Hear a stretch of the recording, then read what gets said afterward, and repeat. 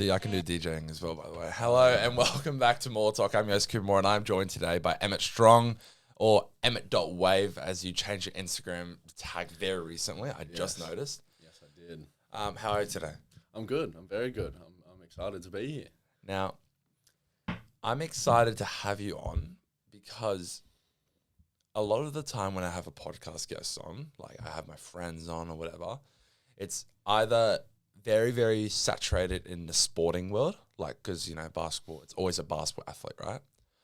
Or it's someone that's just a uni student that's not like trying to do anything crazy, right? Right. Whereas in your story, you're like doing a couple different things and you're really well in these couple things, right? I think so. As a bystander, I think so. We'll see. So, before we start, okay, what do you want to be when you grow up? Right. Well, obviously, I'm starting out in DJing, and that is super fun. The reason I'm doing it is kind of just because it's super fun to do. So, like, ultimately, that would be a super awesome like career choice because if you can pull it off, it's potentially one of the most fun careers. But, you know, I'm at uni doing environmental science, so I'll have that under my belt as well. You know, who knows? Things change all the time. I'm going through this pretty fast, so we'll see. Okay, let's go through the uni aspect then. So why environmental science? What started that then? Well, in high school, I was super into like sport and, you know, exercise science, stuff like that. So when I was applying for uni, I was going for all the sport and exercise courses. And then last second, I got an offer for environmental science, and I've always been fairly into, you know, environmental things and being conscious about that. And so although I loved sport and exercise science, I was a bit like, oh, I feel like that might be a bit boring in the future. I didn't really want to be like a physio or just a PT or whatever, whereas I found that environmental science could be more valuable and it would just be cool to do, I reckon, learning a lot about different aspects of how the world works. Where are you studying that at? Macquarie. How come I have not? Have I seen you? I've seen you. Yes, yeah, I think we have bumped into each other once or twice. Because I feel like we would have seen each other more often. That's why I was a little bit confused. Yeah. Okay, so what started that spark in the environmental aspect of caring about the environment? That's probably a better way of saying it. Well, yeah, when I was about 15, I started learning about different things that, you know, affect the environment, different choices that we make that have a big impact on them. So I started learning more about like plant-based diets and how they can not only affect your body but affect the planet and future generations. And so then, yeah, just did a bunch of research into it, looked at all the pros and cons of doing that type of diet, and then ended up making a choice to switch over to a plant-based diet. So, yeah, I cut meat out about 4 years ago. Okay. And that really sparked a huge interest in trying to preserve the environment and make it better for future generations and not use as much land and resources and stuff like that. Did you notice a certain kind of, I want to use the word gain from changing to that kind of plant-based diet? Like, are you like an advocate saying like this is actually better off? Yeah, I reckon it is potentially necessary for how we need to look at preventing or trying to slow down climate change, especially. So, yeah, I am a fairly big advocate for it. I'm not, you know, we're all killing animals type of thing. I'm not, parading in the streets doing that. But it definitely is like a huge thing anyone can kind of do to vastly, you know, improve their carbon footprint. And so I do think, rather than trying to shut down all these oil plants and, you know, switch over to electric cars, which can take time and is quite expensive and, you know, a lot of effort to do, anyone can kind of substitute meat for a bit more, you know, nuts, seeds, vegetables, and make a much better impact on the environment and, you know, use a lot less fresh water, land, and like crops takes up a lot less. Some people think that plant-based people and like vegans eating a lot more vegetables than like a carnivore, when it's actually the cattle and stuff that are eating the crops are eating a lot more than a plant-based person would. So ultimately, you're just using a lot less resources, which is incredible for the environment. It's just something huge everyone can do. I didn't know that you were this passionate about it. Yeah. I know. I appreciate. That's awesome. Yeah. Like, I feel like a lot of people our age, especially, don't just like they don't get passionate about these certain things. You know what I mean? Yeah. Or they wait till it's too late, or like they just move, they just go with it, right? But it's actually quite inspiring that you actually set a goal when you're young, that young, to make that big difference. Yeah. That's very cool. Yeah, and so I found that I could try and break stereotypes, like you can't get your protein and stuff like that. Because like when I saw on your Instagram, you're like I think I don't know if you changed it, but it was DJ # day drinker and plant based. Yeah. And I saw plant based and I was like, okay, so I assume like vegan or I was like, I assumed, but then like I'm not trying to expose you, but like then you go like this in front of you. I'm like, wow, I'm actually surprised, because I personally have never done the research to see that if you can actually get that kind of like that bodybuilding kind of thing through a vegan kind of thing. So like, it surprised me. Yeah, that was like a huge surprise to me, because I feel like most people kind of, in Australia, the US, those type of countries, they're kind of raised to just think like, oh, you need meat for your protein. Like you can't get protein if you don't eat meat. And so then when I found out like, oh, you don't need meat to get protein, I was like, oh, really? And then that's when I got really into that, study and trying to look into all the little details. And so before I ever started going to the gym is when I went, plant-based. And then, after I went plant-based, I was plant-based for a couple months, and then I started going to the gym, and packed on a fair bit of size at a younger age. I've lost a fair bit of it, not really focusing as much on the gym side of life now. But I was 15, 16, 17, just putting on a bunch of muscle and having not touched any meat the entire time.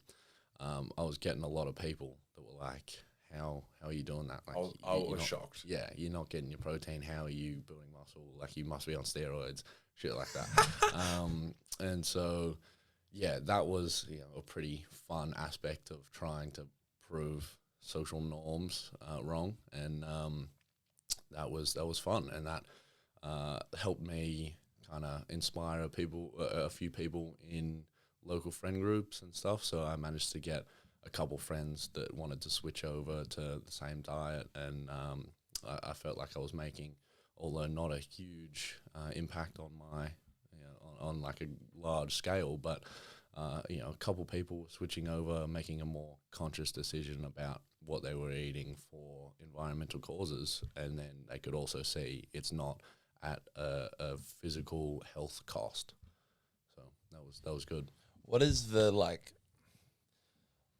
what foods or nutrients, whatever, are the ones that like you get your protein from, or get the the muscle building kind of, I don't know what it's called. Like, I mean, like, what's that kind of like? Is it the nuts? Is it like what is it? Yeah. So, protein is just a complex of amino acids, and every living organism on the planet has amino acids to varying degrees. So you need to just find like the plant foods that are a bit higher in some of those amino acids, especially the essential amino acids, because they're the ones your body can't produce. So like, nuts and seeds, like pumpkin seeds are incredibly high in protein by weight. Soy is another one, but that cops a lot of hate, because everyone's like, oh, soy, you're going to fill yourself up with estrogen and get, gyno, man boobs, stuff like that. When actually looking into the studies, it doesn't have an overall effect on your hormone levels, because the estrogen that's in the soy is plant estrogen, it's phytoestrogens, so it doesn't actually really respond to our body. And so soy shouldn't cop as much of a bad rap as it does. And yeah, there's, plenty of fake meats that have like wheat protein, rice protein, stuff like that. So if you're just looking for pure taste and trying to find something that tastes as much like meat as possible, you can find really good substitutes that taste the same, feel the same, have plenty of protein and stuff, but are just way better for the environment. And so I wouldn't fully recommend just eating those because sometimes they are a bit bad for you. Yeah. Obviously a whole food, plants, vegetables, nuts, seeds type of diet is better. But you need to be eating enough of the right things to be getting all your vitamins and minerals and nutrients. Mate, bro, it's a lot.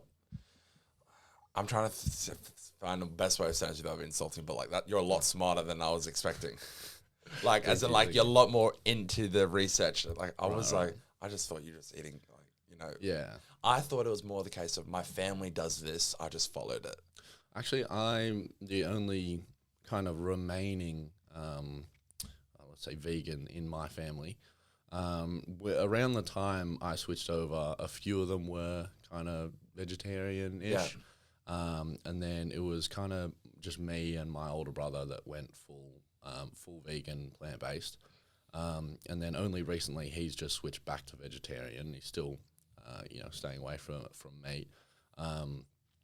But yeah, I'm the only one that's like really stuck with it. That's cool. Yeah, because a lot of them are more like, we want some of that taste aspect back, but I'm very rigid on like, I'm doing this not for a taste cause. I'm doing this for an environmental thing. I'm trying to, make a better world for the future.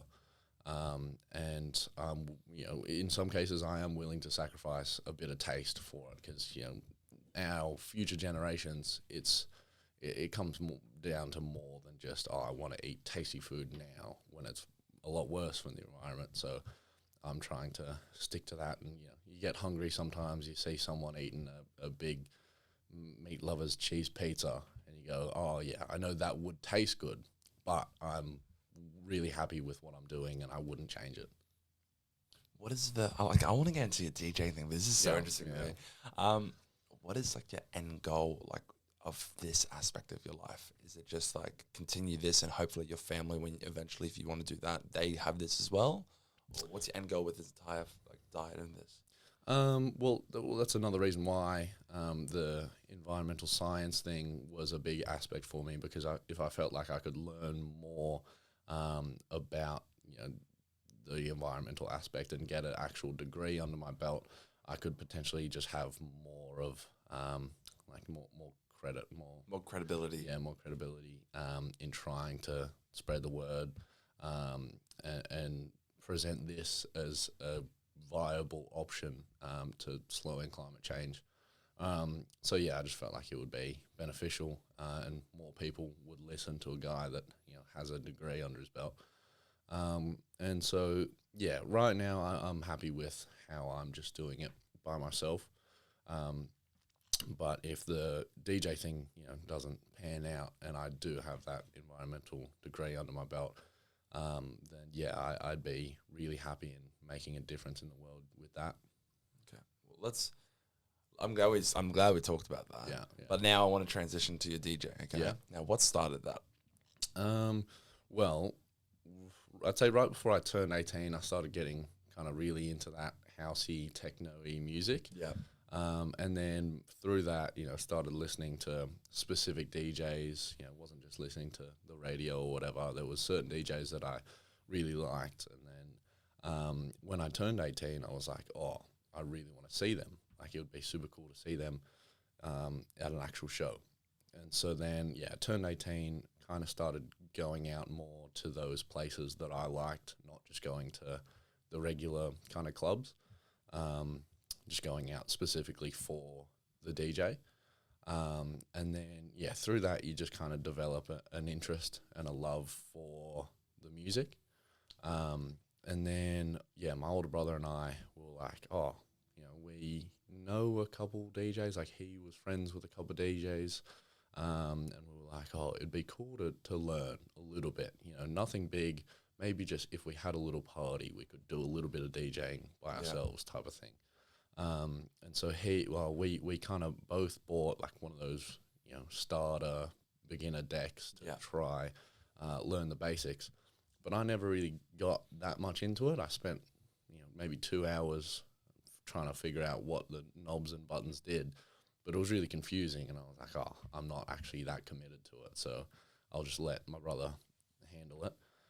So he started teaching. He was practicing every day, and then he got even bigger, better decks, and then kept on practicing. And then one of his mates had a party and was like, oh, if you can make a mix, like you can come DJ at the party. So he started getting even more into it, just practicing nonstop every day.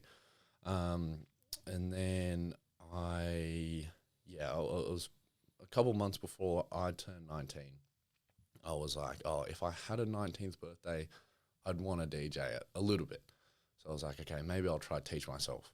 And at that point, my brother had stopped. He'd just kind of given up for whatever reason. And so I started, and then I moved on to the better decks. And then I was like, oh, maybe I'll just try and make a mix. Like I'll make a mix, like a 30-minute one, post it to SoundCloud, see what happens.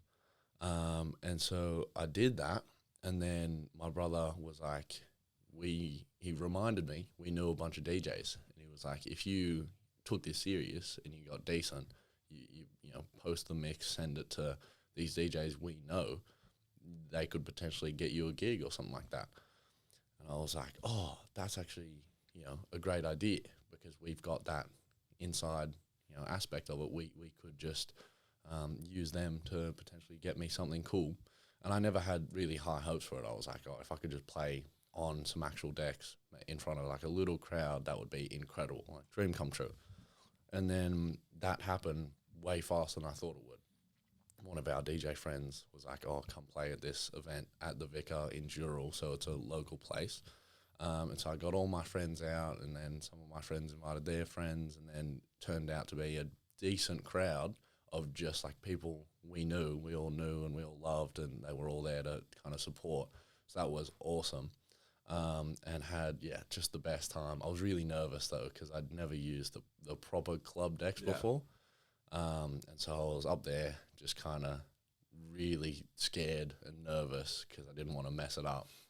And it went all right. I made one or two mistakes, but it was super fun. And I was like, oh yeah, this would be awesome to keep doing. And then, I just kind of kept going at it, played at the Vicar a couple more times. I'm always around there. So I'm playing there again this weekend.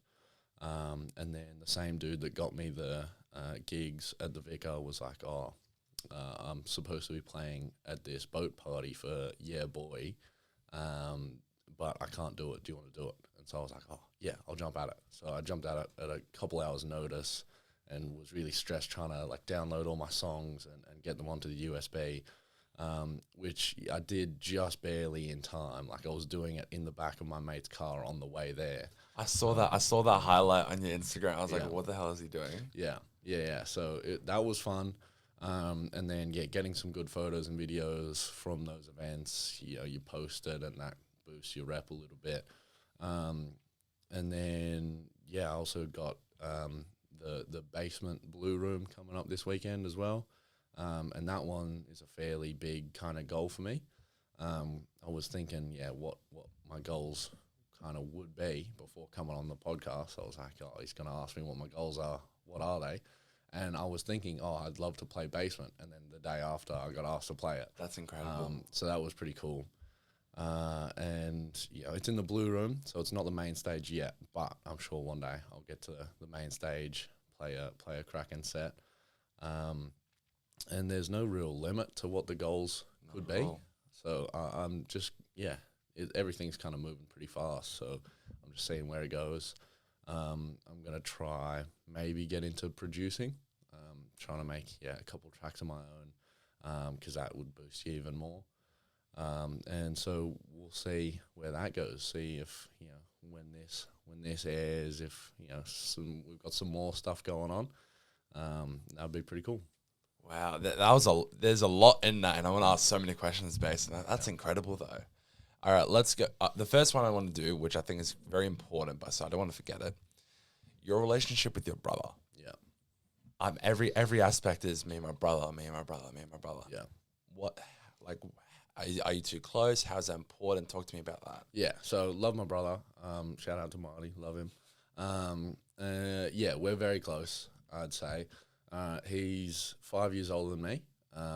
And we've got two younger brothers, but they're like 7, 8, 9 years younger than me. So there's a bit of a gap between us in age, which I think made my older brother and I even closer, because there's some things we can relate on. And I look to him as a huge role model for me. So a lot of the stuff he does, I try and emulate to grow myself even more, take some of the good aspects of what he's doing to grow myself. Because I think where he's at now is he's doing incredible. He's really into his CrossFit, and he's building his own brand, and he's working really hard. And so there's a lot of things I envy about him, and it makes me want to grow into someone like him. Yeah. Obviously we're different in our own ways, and I want to keep myself. Everyone's always telling me like, oh, you're not the same as him. You don't have to be a clone of him. And I know I'm not trying to be exactly a clone of him, but he's a cool dude. I do want to be like him. So he helps me through a lot of stuff. We're very close on a lot of things, because now we're at that age where it's less of a gap in terms of, I don't know, like I get you. social When you get older, it gets Yeah. like that kind of gap kind of just shrinks. Like, Yeah. I 100% understand you there. Exactly. Yeah. So a lot of his friends are becoming some of my friends, and so a lot of our groups kind of clash, and so that is really cool. I love that, being able to hang out with him and his group, and so he encourages me to do a lot of things, and I ask for a lot of advice from him, and it's really good relationship I got with him. That's really good. Because every time you talked, you mentioned your brother. I just realized like that he must be a big role model for you. Now, I've got so many questions. So I'll give my normal questions. I'll wait after. I'm focused on the DJing bit. Okay. Yeah. Now, I know you talked about how you were very excited about the Vicar, like where everyone was there, right, and all this kind of stuff, right? But can you actually elaborate in the moment? How you felt, like before you even started, right when you're finishing, like what point was it like everything was right with this world? Did you feel that? Yeah, okay, yeah. So going into it, I loved that my first set was at the Vicar, because one, only really the people you invite are going to show up, because it's not a place right now that really pops off with a bunch of random people. Yeah. So I loved that it was all going to be, friends and family there to support, and you're not going to have a huge crowd of people judging. So I was happy with that. But then it was good because at the Vicar, at these type of events, it's an event called Bloom. You can pretty much just play whatever music you want. You're not really restricted to opening up for another DJ and warming up, and you can kind of just go with your own style. And so going up there just before the set, I was really, really scared. So I can't, the thought does go through your head, if I mess up, this is going to be really embarrassing. Maybe I should just get one of the DJs that is already experienced to take my spot. That does flash through your head once. But you know how fun it's going to be. So you get up there, you start going at it, and then as you're doing it, you do get the hang of it. And so I was going through it, playing, and I was playing the music I loved, and seeing people I loved that were there, seeing them enjoy that music as well.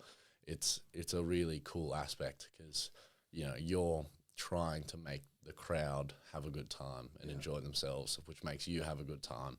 And so it's, just this cycle of everyone's having a good time.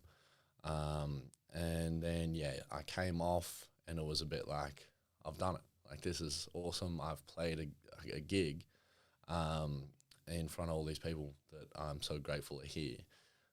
And then, I was just astounded by how much support I got. Yeah. Because I came off the stage right after the set and then just get waves of people coming up and like hugging me, and they're like, oh my goodness, this is incredible. And so, I came off the stage and then I see my mum and my dad like walk up to try, give me a hug, and then I just get, attacked. No, not attacked, but so many of my friends were just jumping at me like, oh my goodness, well done. And so I was like trying to get to my parents, but I couldn't because there was just so many people jumping on me. But that was a really cool aspect of it, just seeing how much people were there to support me. And so that definitely keeps me going in it. Do you love it? I do. It's incredibly fun.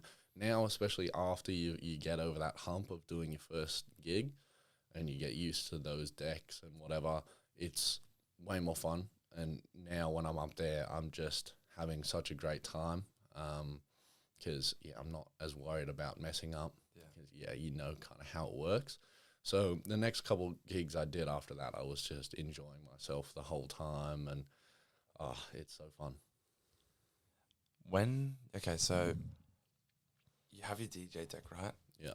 Now, I know there's like some DJs, you kind of quote them DJs, but reality is they have Spotify Shuffle on and it just skips, right? But I know you actually proper DJ, right?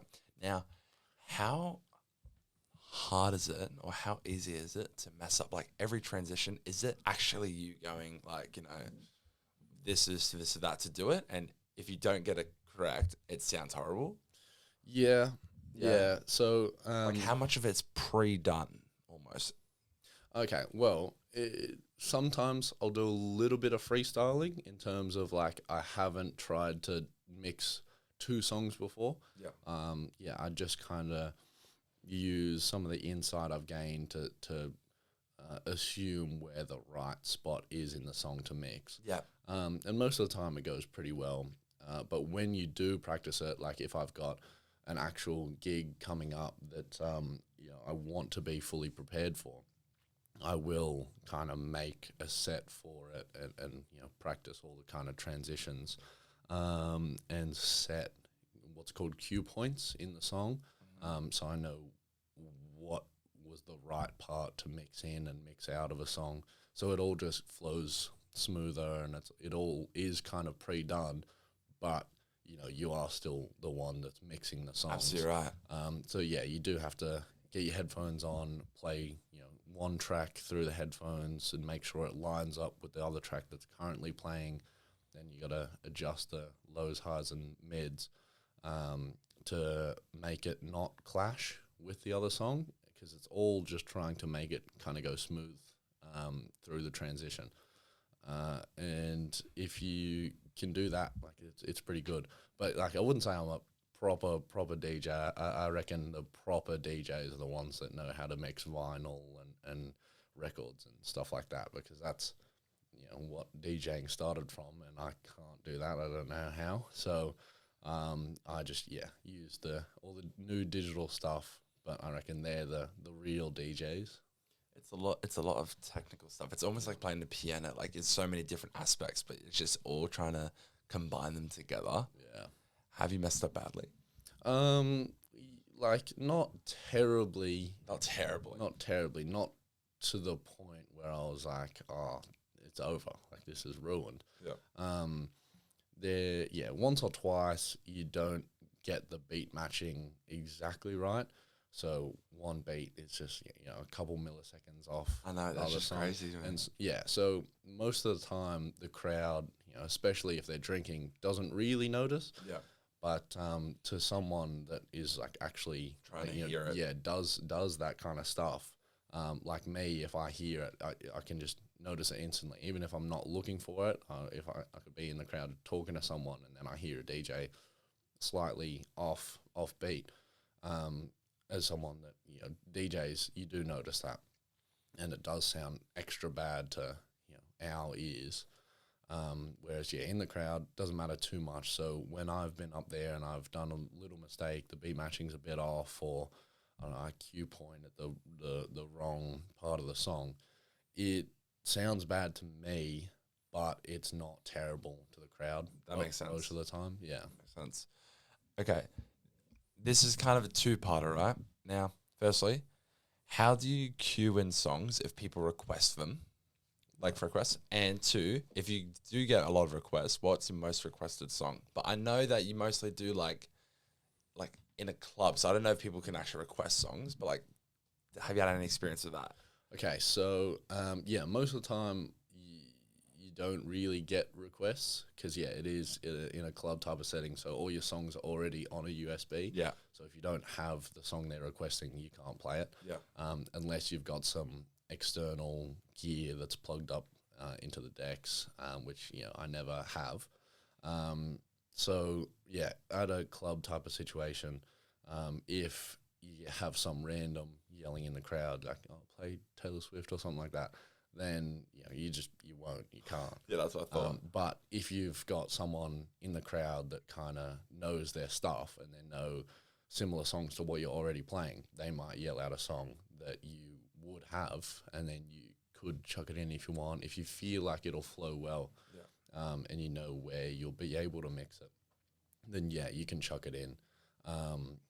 But I've got like home decks that they connect to Wi-Fi, and so you can stream straight off SoundCloud. Okay. So when I take that to parties, I get requests all the time, and because it's Wi-Fi, you can just search the song and play it.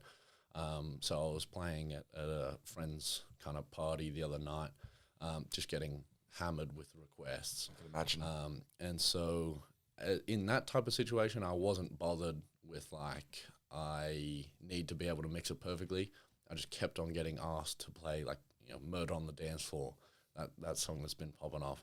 So I wasn't like, oh, I'm going to DJ this perfectly. I just kind of hit play and wasn't bothered to transition it, because it wasn't like the techno stuff I was playing the song before. So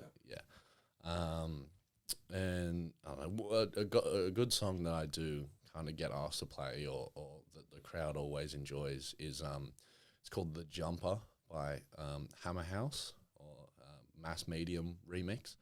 And that one always gets the crowd jumping. And so, every time I've played that, the crowd always sings along, jumps with it. Yeah. And so that's probably my most requested or most liked song, I'd say. Fair play. You were talking about how you want to consider producing. Can you talk to me about that? Is that a thing you want to start soon, or is it like, talk to me about that? Yeah, so in DJing, it's pretty hard to kind of just take off as just a DJ. Like you can, but you got to have some really good marketing behind it. And so if you're a DJ and you're posting all your transitions to TikTok and they're all popping off, then you'll get some gigs based off that, because there'll be people that want to see you just for your transitions. But I'm not doing that. I'm not posting my transitions and stuff. Yeah. And so the main way for DJs to really pop off now is to make music of their own, because it's your own unique style of songs. 100%, that really get you noticed and get you the gigs. And so I feel like, for a career in DJing to go long term, I'm going to need to make my own style. Because, if I just continue to just play and wait for gigs to come, then it's going to eventually die out. Whereas, if I start producing soon, like I do want to get into it soon. I've got a lot of the software and stuff. I just haven't really been sitting down really focusing on it. Yeah. But when I do, then hopefully that'll help boost the career path. Yeah. Who are your heroes? It could be like in DJing, it could be in life, whatever you want to do. Your heroes. Okay. Yeah. Well, I'd say, my brother. Yeah. Love my brother. Yeah. Shout out to the parents as well. They're pretty obvious ones. In DJing, I'd say I really, really love Mall Grab. Mall Grab's probably my favorite. Mall Grab. Mall Grab, yeah. Haven't heard of it, but I'll definitely research it. Don't worry. Mall Grab. Then there's this Irish techno producer, BLK. He is an icon to me. I love him, love his music.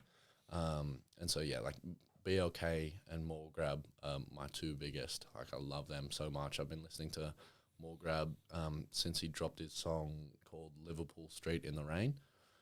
That one, it's pretty popular, especially in kind of my community. And so that one, when it first came out, I was, I think, in like year 9, year 10, something like that. And so I had Mall Grab as my wallpaper in school and stuff like that. Now I got BLK as my wallpaper because he just looks cool. And so yeah, they're my hero. They're my heroes. I'd want to be like them in a DJ sense, but then in like real life hero type of aspect, I'd say my family. There's a lot of stuff I get from them, and I wouldn't be where I'm at without them. So yeah. What makes you happy in life? What makes you happy? I feel like everyone's different in terms of what makes them happy and what they think makes them happy.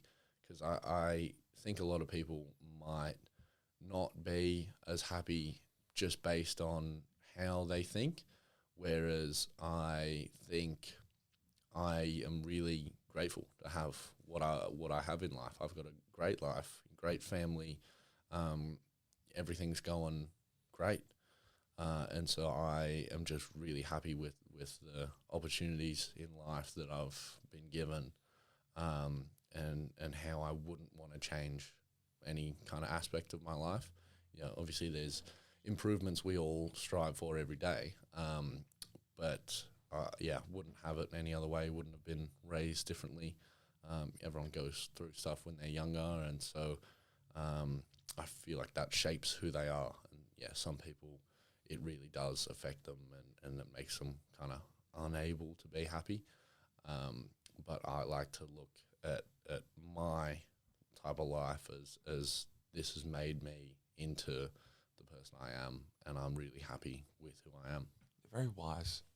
Thank you. Very wise. I want to ask you another one of these kind of questions, okay? Yeah. What is your purpose? What's your purpose? That's a tough one. I don't know if many people can really just answer that. I know, but no one gets asked. Yeah. I can't say asked it. So, think about it. Obviously, what's your purpose? It's tough. It's tough because, when I was younger, going vegan, I felt like my purpose was in trying to shift the world into a better place. And because we don't have much time to make a change globally. Like 8 billion people all have to make a change, and that's just not really possible very quickly. And so the planet's kind of just going downhill in a climate aspect.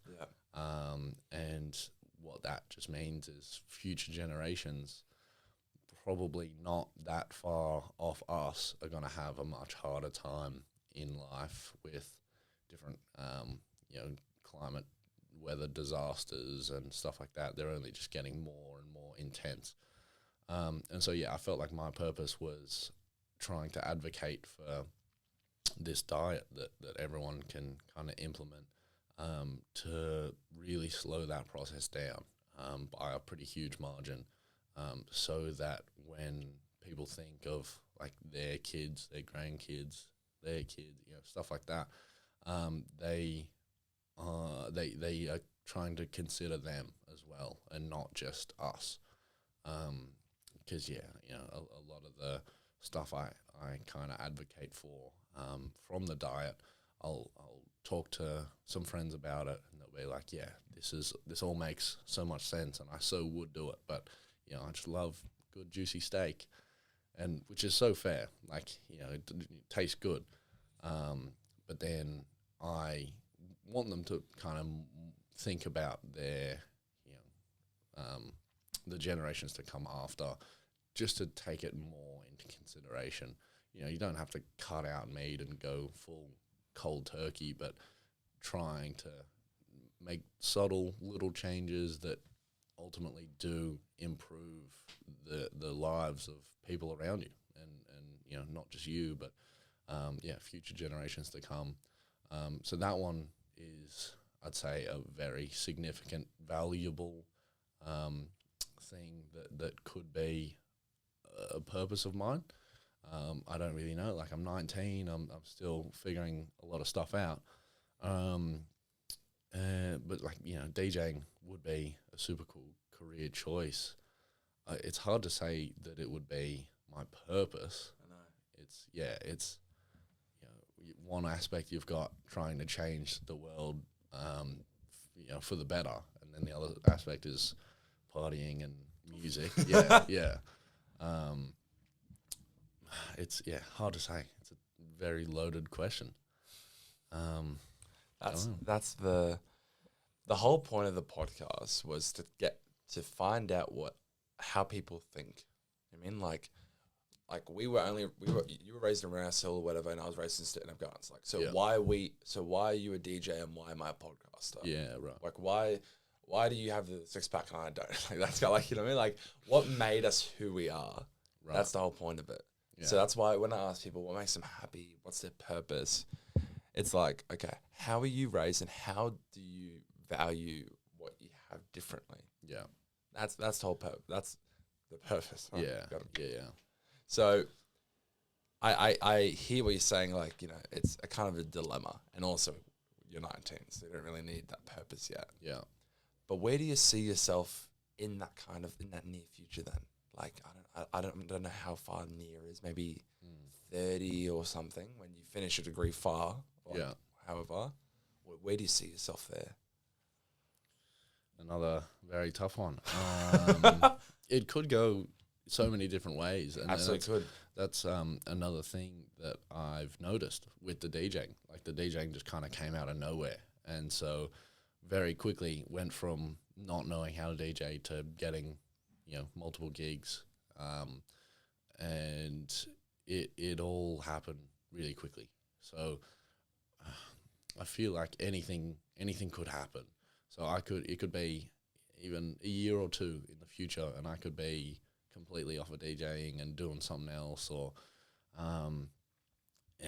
anything really. So by 30, I'd want to either be making some kind of difference in the world, or living like Fisher, you know, just in traveling the world, playing some music. That'd be pretty cool. It's so funny. You have that very two different aspect, and it's like, it's not like it's opposite.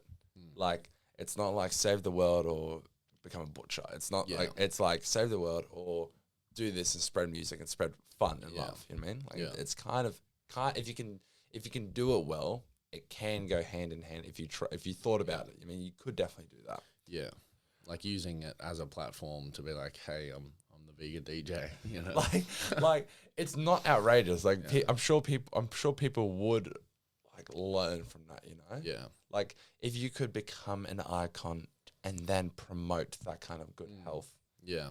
It's better than someone who doesn't have that promo. You know? That's true. There's ways of thinking about it. Yeah. I had one more question before we're going to go. Someone our age or someone younger would want to become a DJ or want to do any like this kind of stuff. Yeah. What is your advice for them? I'd say probably start with producing, because that's definitely the more valuable thing when it comes to music. Like there's this DJ in Melbourne, 610. He is really blowing up because he, you know, before he even turned 18, started making music and remixes that really just blew up. Like, you know, blew up on SoundCloud, blew up on TikTok, and then he made a remix of King by Years and Years, and that got like over 1 million plays, and then got posted to Spotify, which, you know, is pretty rare when it comes to certain remixes of songs. They don't let it get posted to those streaming platforms like Spotify. Yeah. And so he is just doing incredible. So he started off with the producing before he was even kind of old enough to DJ in a club, and then got into the DJing aspect, and now he's only 18 and he's getting gigs all over the place as like a headliner, and I'd say follow his kind of path is what would be most valuable. Yeah, Roger. Okay, well, thank you for coming on the podcast today. I appreciate it. I learned a lot about every aspect of your life. That was actually a really interesting podcast. Can you shout out your social media to there? Yes. Instagram is Emmet.wav, so EMMETT.WAV. Just changed it last night, actually. I thought you did change it recently. Yeah, because as a DJ, if you do start getting noticed, you got to have a handle that people can find when they search you. So as a DJ, for now, my DJ name is just Emmet. It's just my first name. Yeah. Because I feel like Emmet's a unique enough name to stand out. Yeah, to stand out. It's not like John. Exactly. So if I figure out a different name that I like more, maybe I'll change it to that. But for now, it's Emmet. So if you want to find me, there it is. Definitely check out his gigs. I'm gonna go. I don't know when, but I'll definitely come. I'll text you and I'll let you know. Yes. I'll come to. We'll talk about it after the podcast. Oh yes, sure, we will. Yes, we will. Thank you very much for watching on YouTube, Instagram, and TikTok. Thank you very much for listening on Spotify, and catch you all later. He was once around the way.